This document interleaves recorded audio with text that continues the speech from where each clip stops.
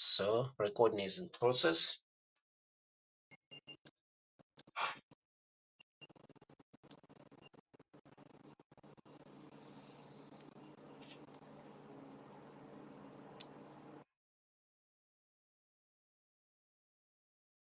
And for example, if I change my picture, well, I don't know, something like that or that, can you see?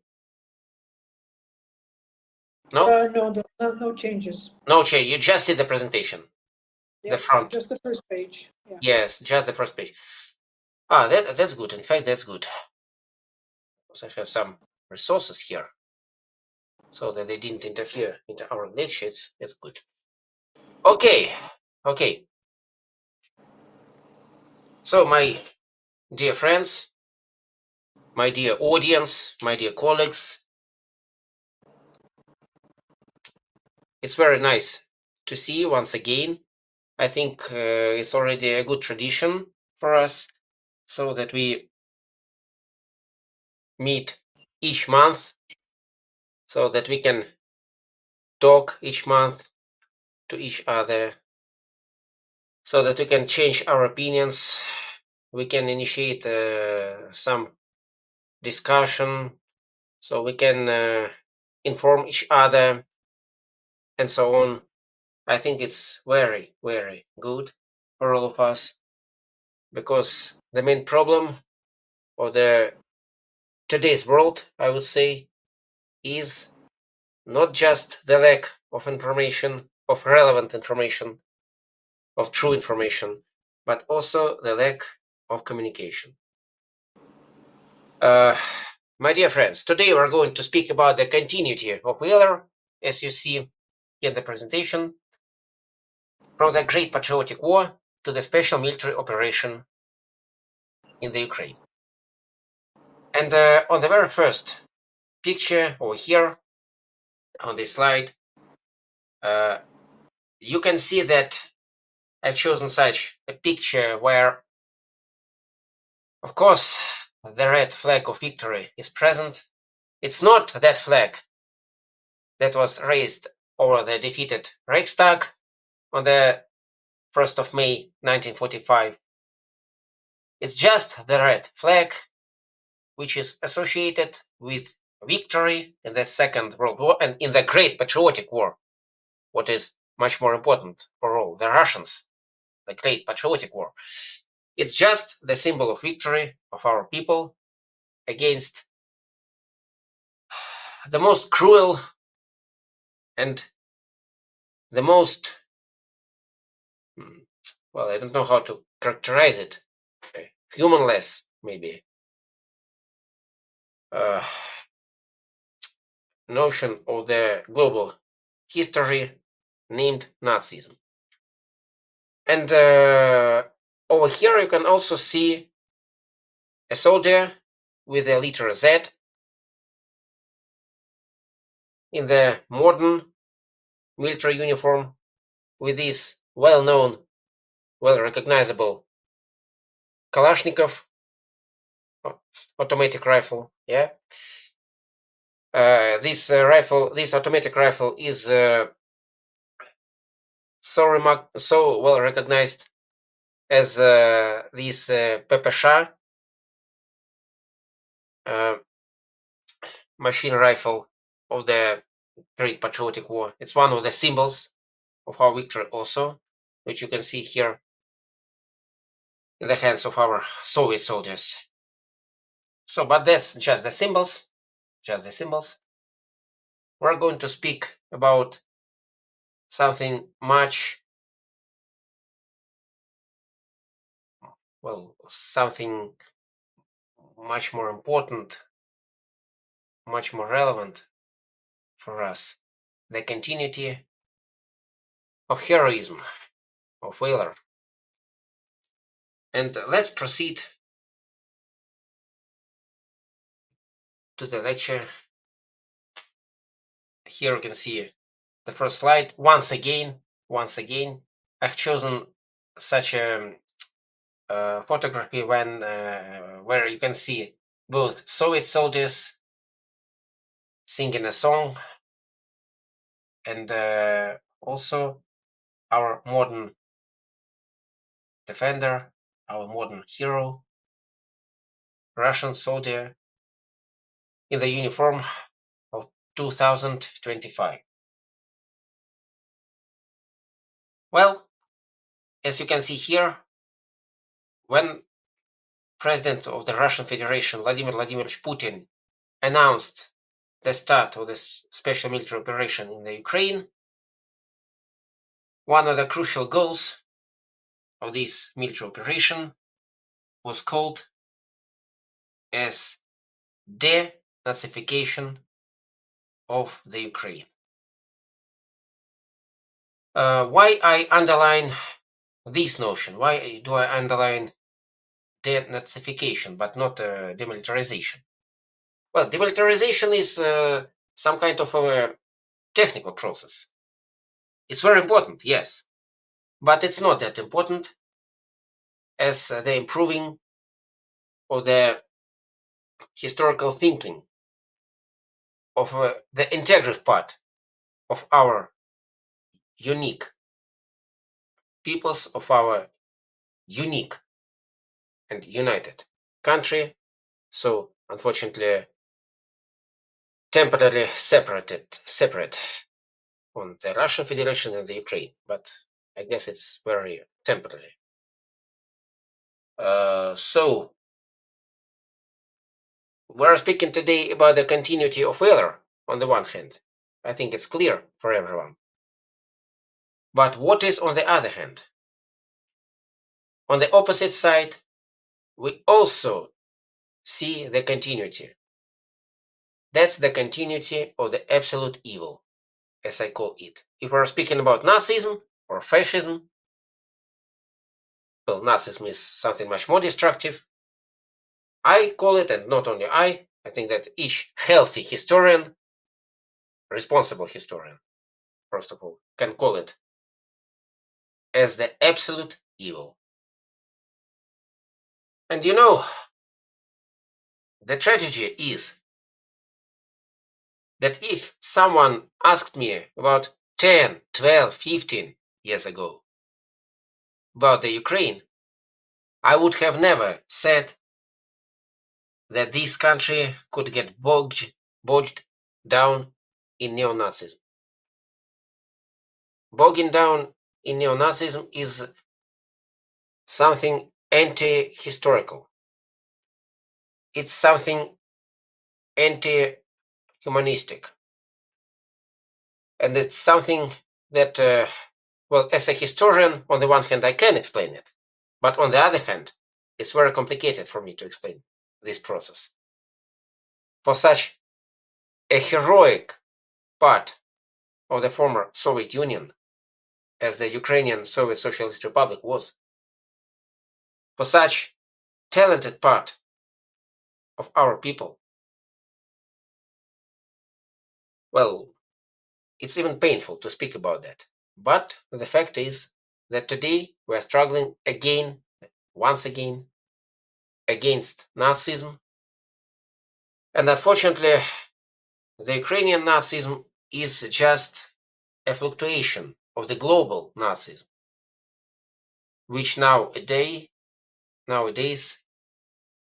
is raising its head again. And that's the problem not only of the Russian Federation. It's not the problem of our people. It's the problem of the whole world. It's the problem of Europe. It's the problem of the United States. Well, of China, I don't know. It's the problem of everyone who associates himself or herself with the progressive mankind. So that's the global evil we are fighting against.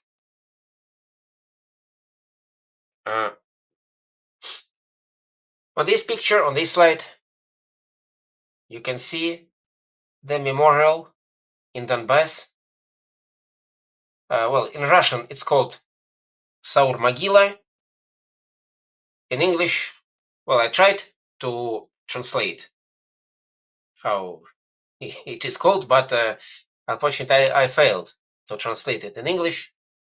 Well, just a memorial the Saur Magilla Memorial, so that you can, I think that you can get it. Yes, you can see here on the right side of this memorial over here, you can see the Soviet tank crew memorial, the Soviet infantry memorial, the Soviet Navy memorial, and on the left side you can see our modern defenders, which are also included into this memorial composition. But why did I choose this memorial as the object of demonstration to you today? There are a lot of memorials in Donbass. There is a huge list of such memorials which were destroyed by the Nazis, by the neo-Nazis, which are still occupied by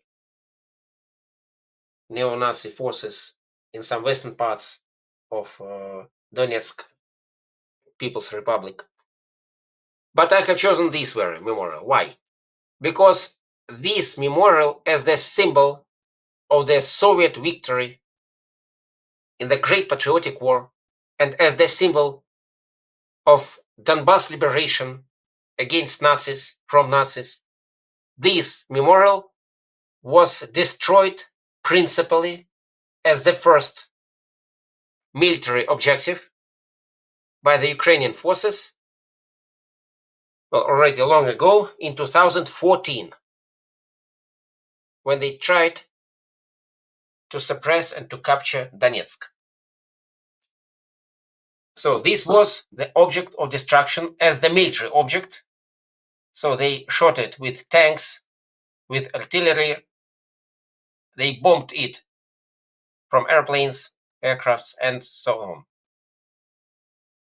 From helicopters also.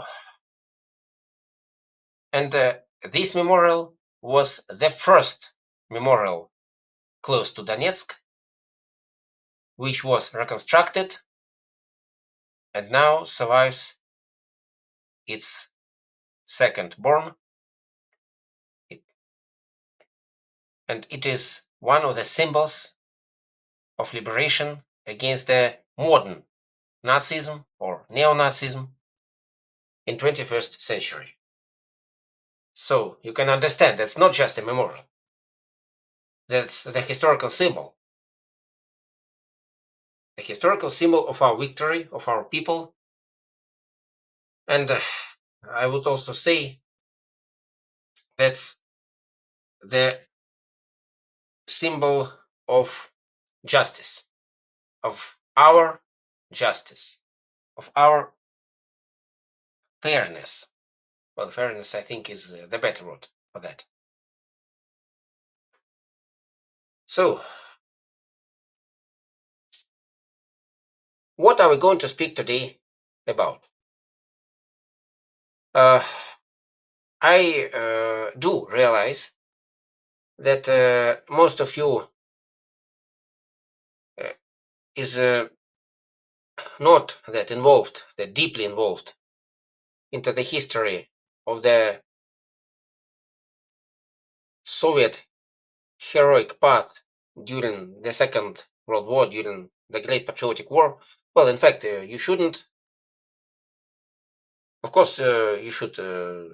Maybe some of you are interested in it. Maybe some of you are studying it, are reading. Of course, you're well educated. Of course, you know a lot about the Second World War, but there are some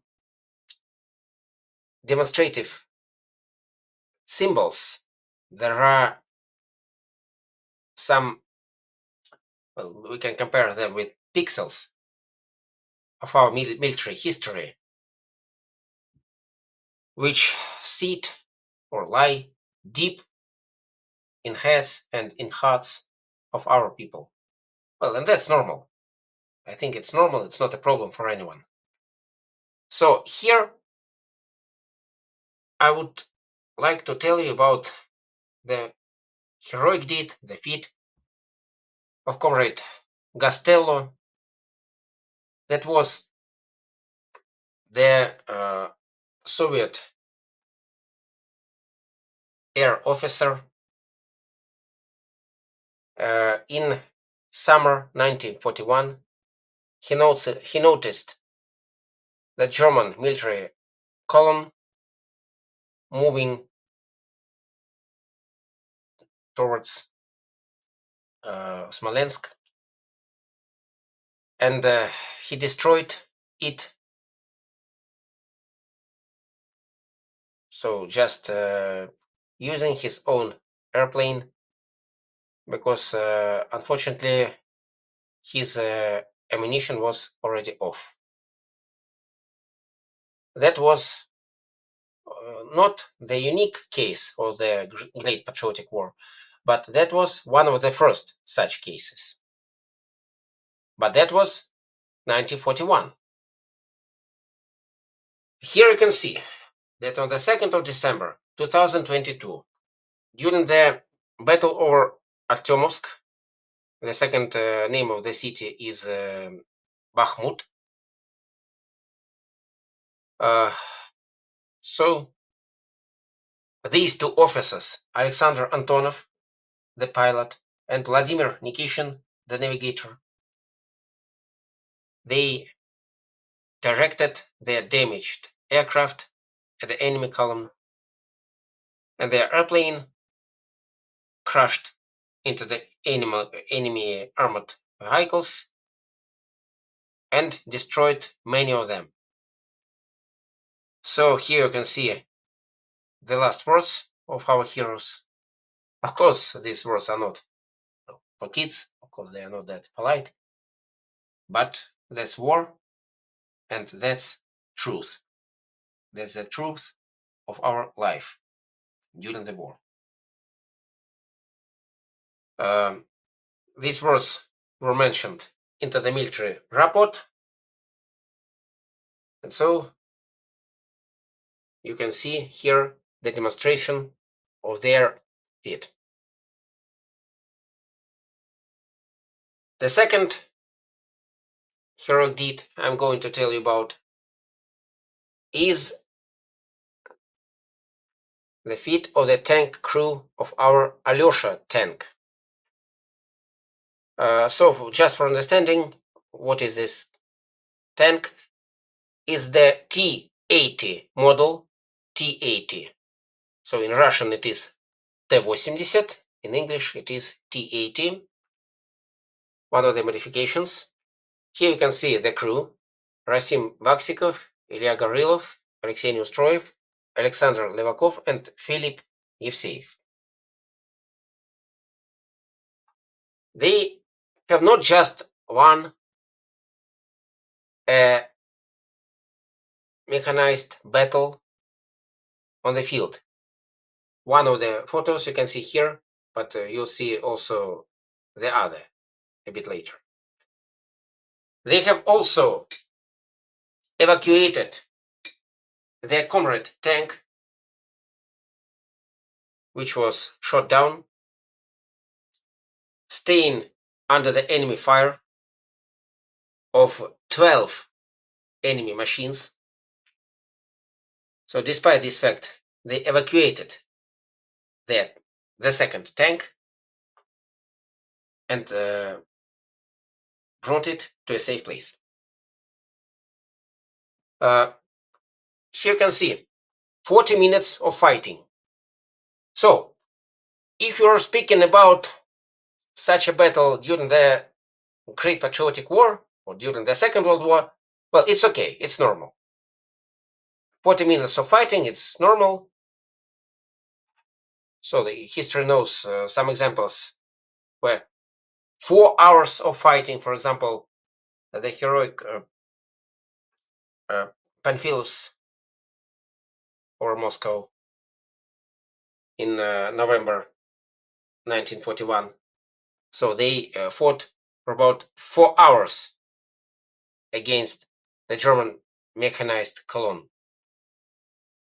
But today, in the 21st century, in 2020s,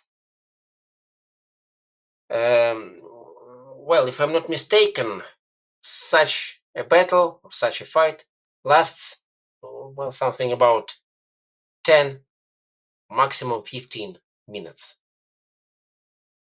And it ends in the destroying of the defending machine or attacking machine. Only two variants. And as today, the drones are absolutely dominating on the battlefield, well, I think that such a fight may last, well, maybe 2 or 3 minutes, not longer. Well, I don't think that even 5. It's the question of 2 or 3 shots, and that's it. But here you can see 40 minutes of fighting on the open field. You can see that 40 shots were made. The resulting of these shots is amazing. You can see 2 enemy tanks were destroyed, 6 armored vehicles. 4 of them were of the NATO standard. And about the company of enemy soldiers, about 100 of soldiers, they were killed in 40 minutes. Well, in fact, when I tried to introduce maybe some other examples of such a resultative battle,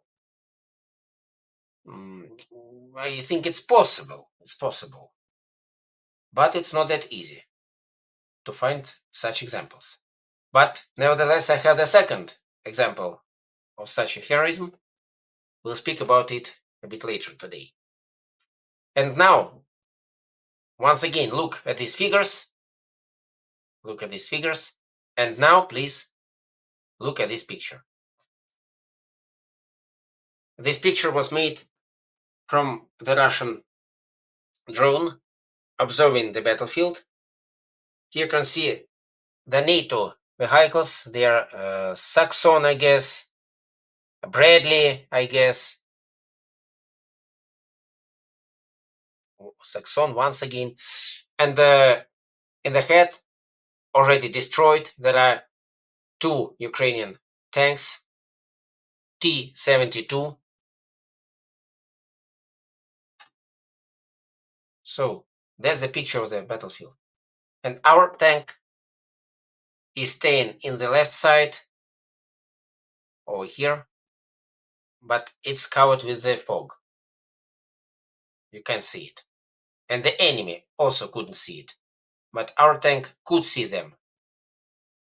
And it destroyed all these columns.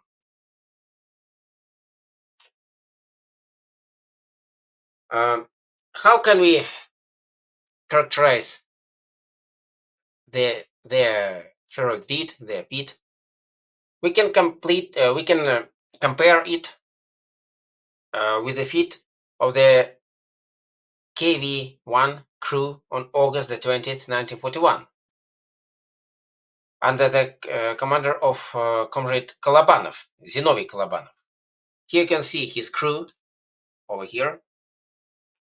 Here you can see the picture of his tank over here.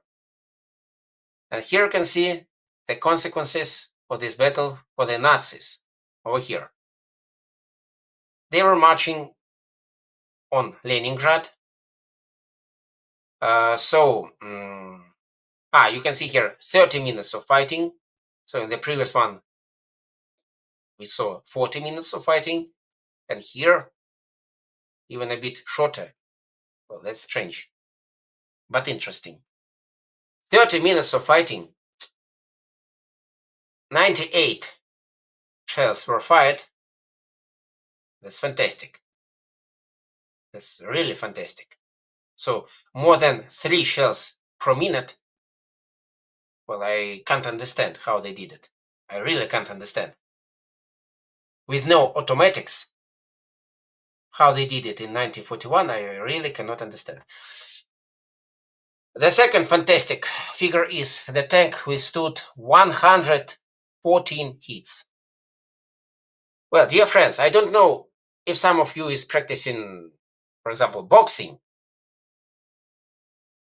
but I think that you understand what boxing is.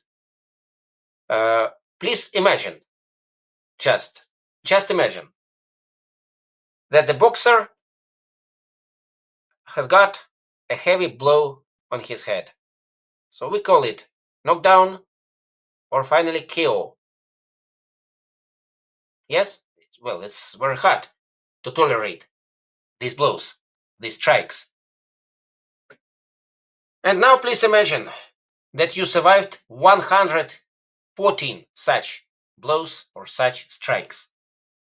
Once again, I repeat, as a historian, I can just introduce you these figures. They are relevant. They are true. But as a human, I cannot explain that. I just cannot understand. I just cannot explain how you can get 114 hits in your head or in your body. It doesn't play a great role, I think. And how can you stay alive in this situation? So the whole crew survived. And their tank survived. You can see it after the battle. You see that it is damaged, but nevertheless, it keeps fighting. This tank returned to its position and continued to defend the motherland. In this battle, 22 Nazi tanks were destroyed. 22 by one machine. So we really have something to be proud with. Also, I would like to tell you about the heroism of medical workers. During the Great Patriotic War, about 400,000 of Soviet women joined the Soviet Red Cross and served like paramedics or nurses close to the front, on the front line, in the front cities. And they saved the lives of hundreds of thousands of our wounded soldiers. So to say that they are heroes, in fact, means to say nothing about them. So today, our hero is, well, the hero of our presentation, and of course of our country, is Comrade Ekaterina Ivanova, a paramedic. Here you can see that she carried out 3 severely wounded soldiers from under the artillery shelling. And the fact is, the problem is, here you can see the famous Russian bukhanka. I strongly believe you know this word. You know this word. And of course, you know this machine. You recognize it. What can you see here? Well, of course, you can see this letter Z. Well, it's okay. Maybe that's something annoying for our enemies. Well, it's understandable. But the main thing you can see here is the red cross over here and over the roof. Just believe me, it is here for the helicopters and for the planes and even for the drones. It is marked here. So when Nazis see this red cross on our machines, they start shooting at it with all they can get, with artillery, machine guns, drones, tanks, and so on. They try to destroy this car. They try to kill these wounded soldiers. They try to kill paramedics, medics, and so on. Well, in fact, they violate all the international conventions, and in fact, it is called nothing but a military crime, what they are conducting. and they are doing it principally. Of course, our hero Ekaterina knew about that, but that had never stopped her from saving our soldiers. So here you can see that she covered the soldier with her body, saving him from enemy fire. She sustained a shrapnel wound and a severe concussion, but thank you God, she survived. And she was awarded by President Vladimir Vladimirovich Putin for her heroic deed. So in my opinion, she is also very beautiful. Well, that's just my opinion. And the last, but not the least for today, here you can see our youngest hero for today. That's Ivan Sergeyevich Zharsky. He is the officer of the 810th Separate Guards Brigade of the Naval Infantry of the Black Sea Fleet. Today, he is a senior lieutenant. At that time, he was just a lieutenant. He was born in Kazan in 1997. So it's the artillery crew soldier.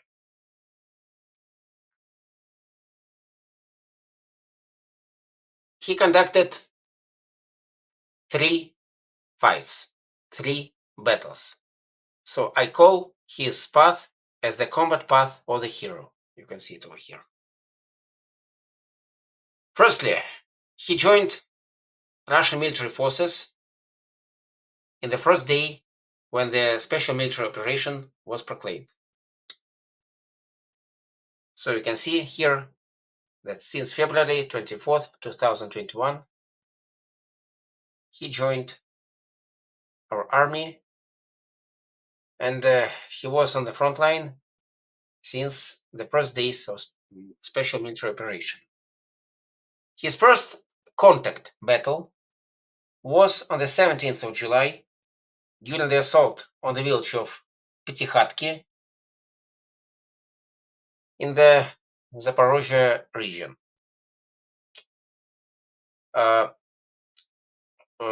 So one notion, it was the 17th of July, 2023.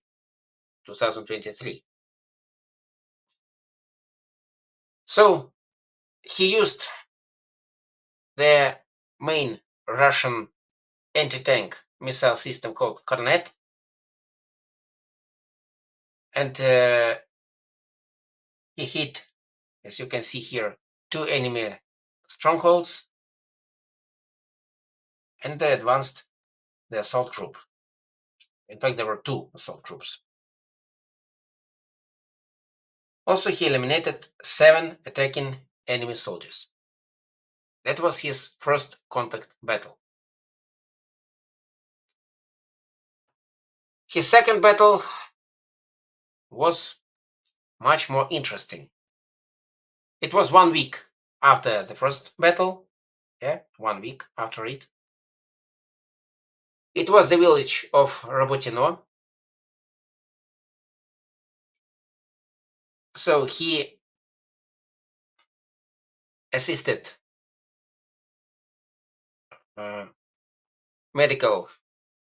he provided medical assistance to injured comrade, evacuated him to a safe location, and then 2 days later, once again using the Kornet anti-tank system, Lieutenant Zharsky destroyed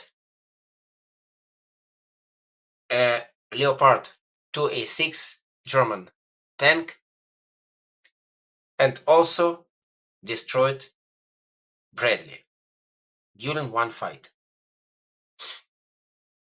So here we're speaking not about his brave deed. Here we're speaking not about his self-sacrifice. Not only about that. We can also speak about the material damage which he brought to the enemy. So I've prepared some classification of the NATO armored vehicles. So we'll speak about that a bit later. So here you can see this famous, but not that famous, picture of the NATO destroyed armored vehicles. On the left you can see Leopard, on the right you can see Bradley. But that's not the most famous picture. The most famous picture is over here. This picture is famous all over the world. All over the world.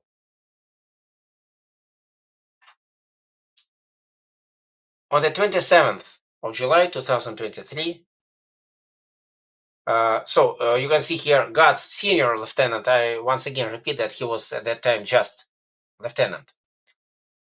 Rasky and his comrade, Sergeant Ovsyannikov, they destroyed another Leopard, another Bradley, also the post-Soviet BMP-1,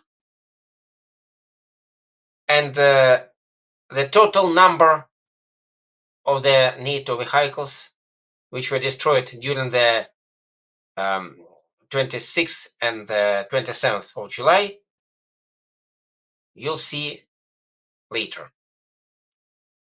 It's a very, very huge list. Just a moment. Just a moment. Here. So, there were two battle tanks, Leopard 2A6. There were two Bradleys. There was one BMP-1 and there were two BMP-2. So what is BMP?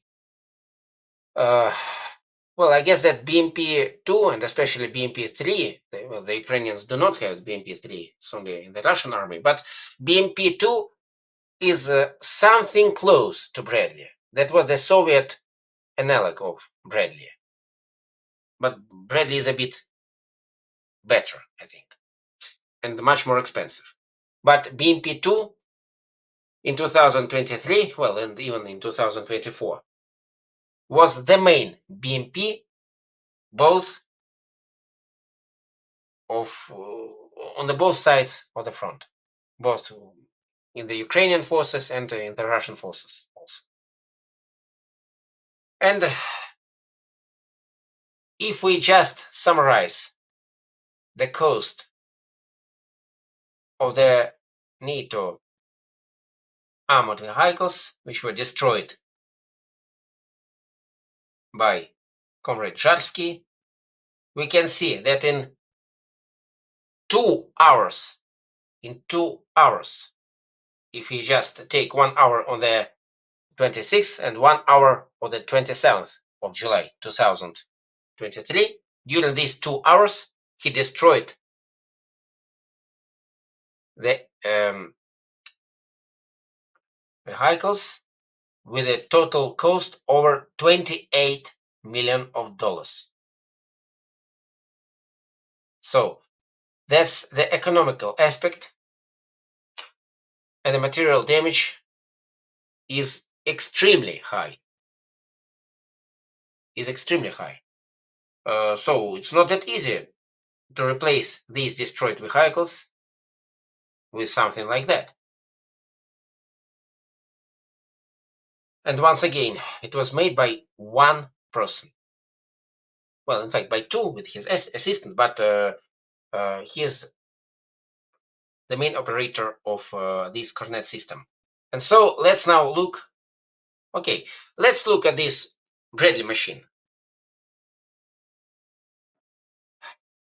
Well, as I've said before, it's really a good and effective machine.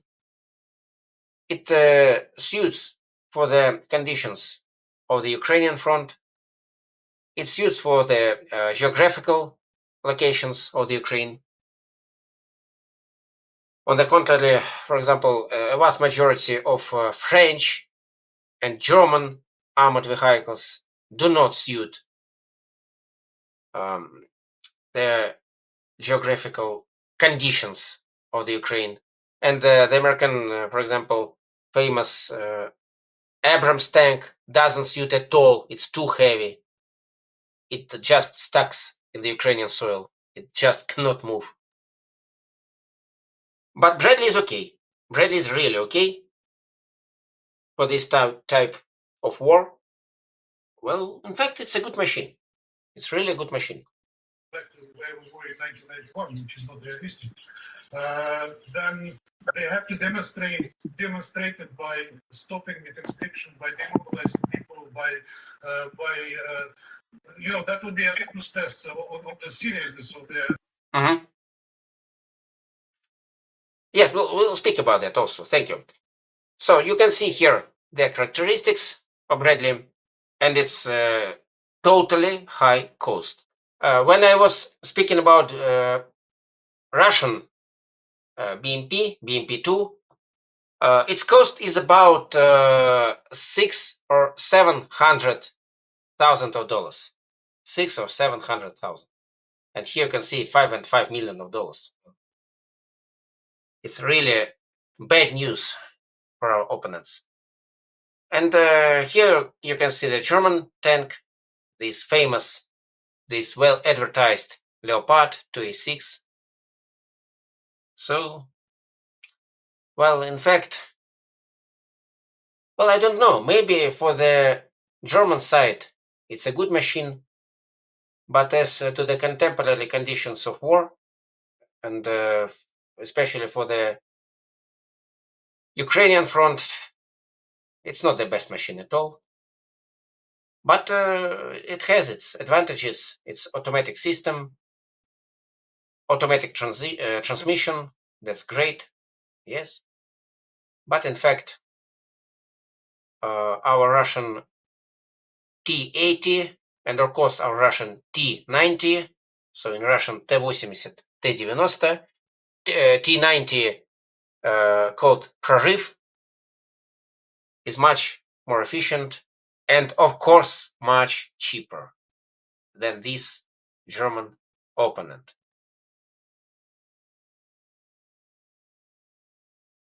So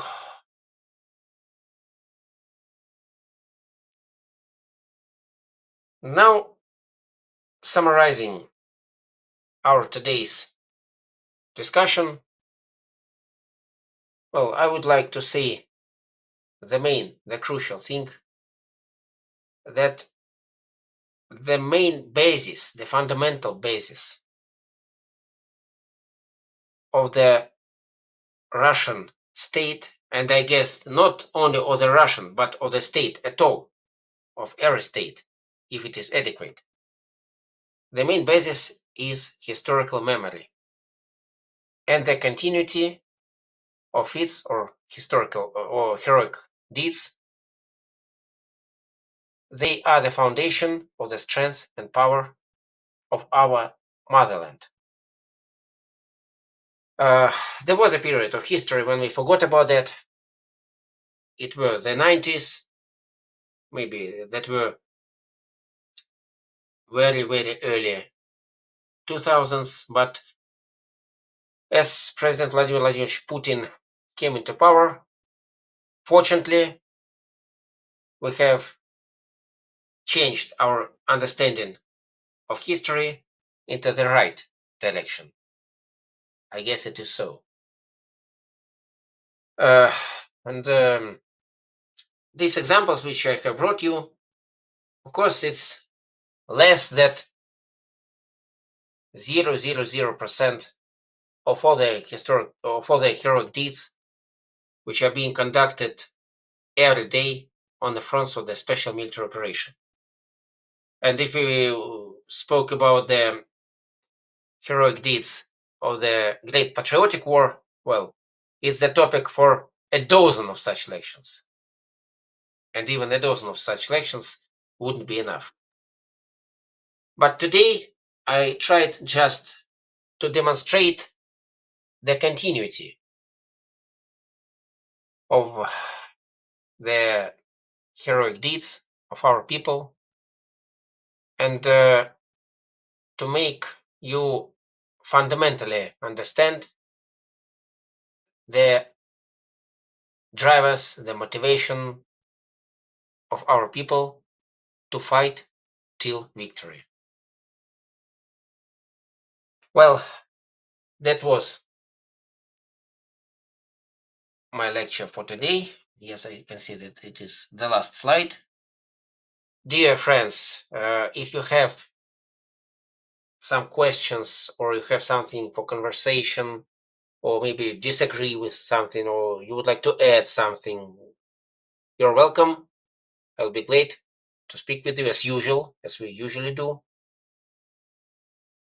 because I adore my audience and I'm very glad to see you every month here during our lectures. Thank you for your attention. So you're welcome.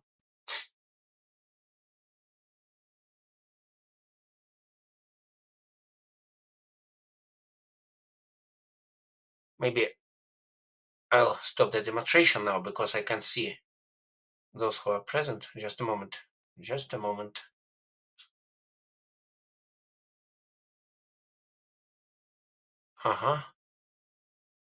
So, okay, dear friends, do you have some questions, comments, maybe some ideas? Or, maybe you have some ideas concerning our next lecture, because when usually Nikita asks me what I would like to speak about, I usually offer my own materials. Maybe you want to speak about something. Yes, Michelle, please.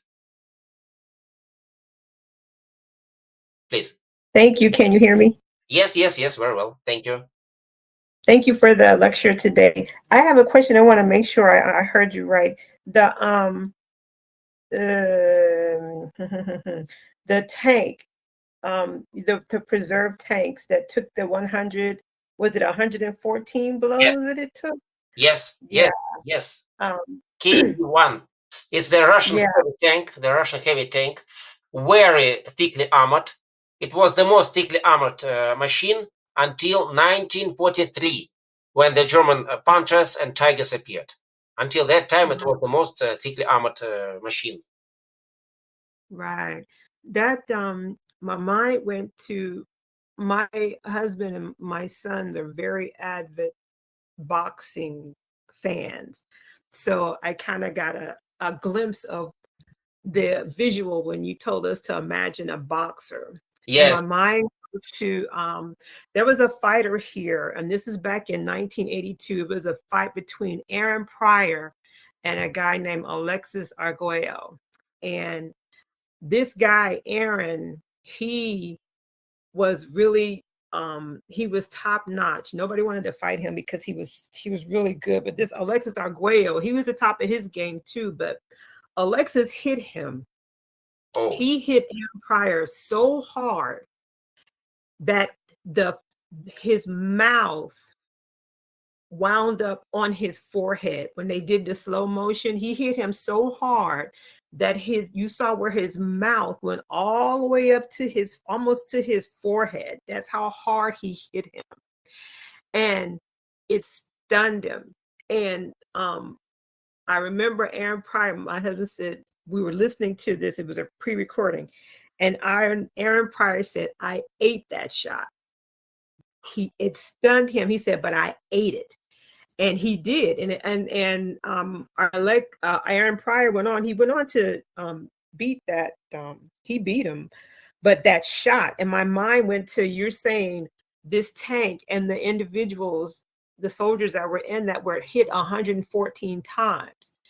Now, if I can't fathom that, okay, but I can only say that was God that did that. And so, because you're not going to get hit with something that many times and survive that. And not only did the tank survive, but the individuals inside. Is that correct? Yes, Michelle, thank you very much for your story. So your story Yeah. is very interesting, and the story which I told you about, and not just the story. The story is okay.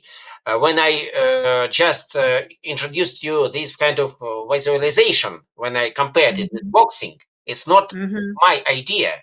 For your understanding, Mm-hmm. it's not my idea.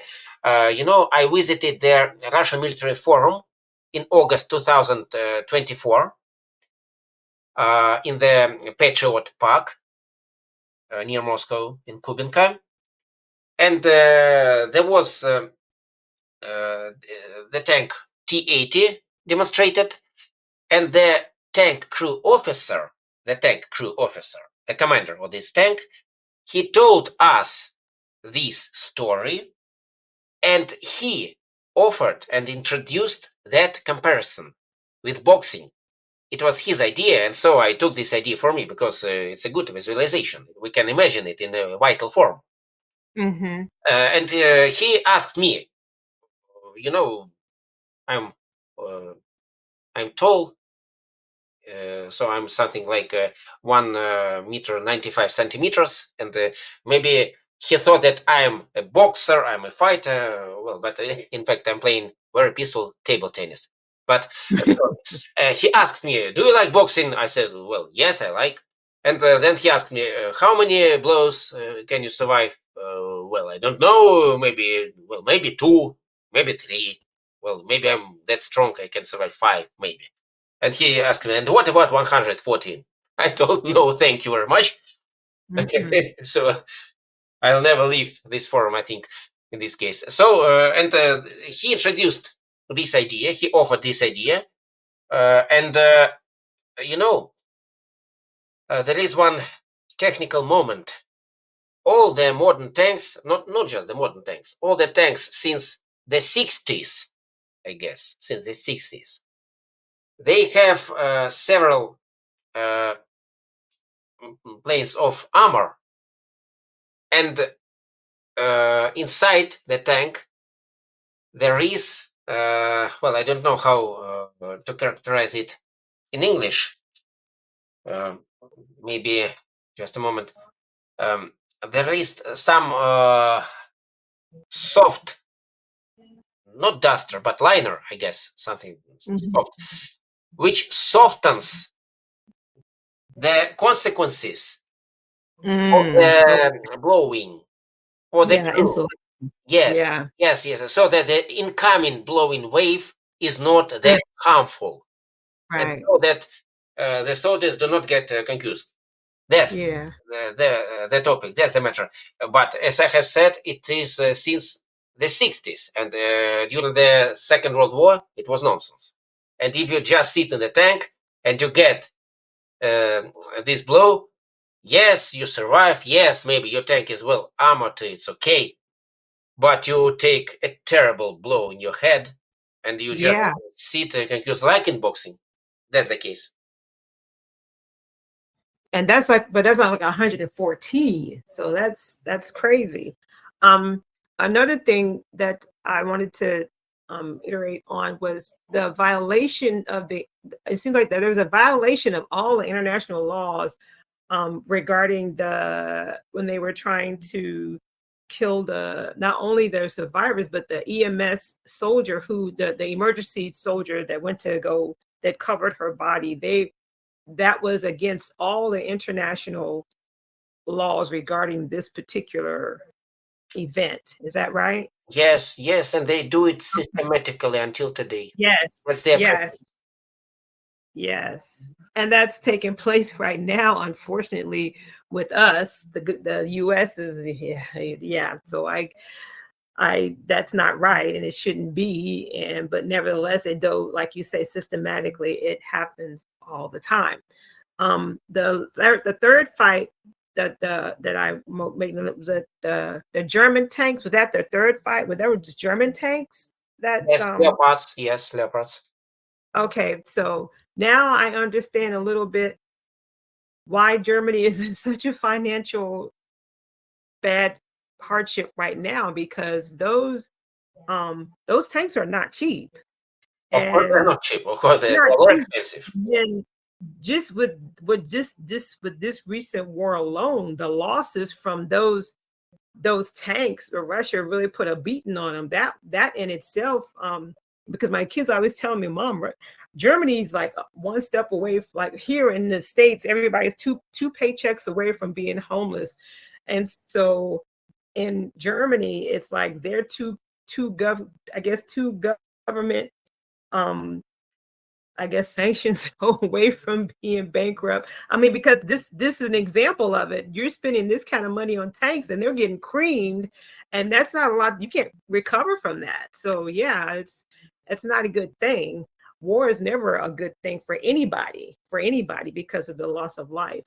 Also the fact that the Russian tanks were cheaper but more effective, which is also a plus on the Russian side. So thank you for all of the information. I truly enjoyed it, and have a good day. Yes, thank you, Michelle, for your comments. As usual, Michelle, thank you once again. You're always commenting something after our lecture. Thank you very much for your discussion, for your opinion. Thank you. Sure. Okay, dear friends, thank you for your attention. Nice to meet you. And I guess we'll meet, it will be the Friday of, just a moment, 25th of July. If everything will be okay, we'll meet 1 month later over here. So thank you once again. Have a nice day. I don't know, maybe evening. How we have a time difference between our cities, I think. Okay, thank you very much. Have a nice day. Goodbye. Thank you. Bye-bye.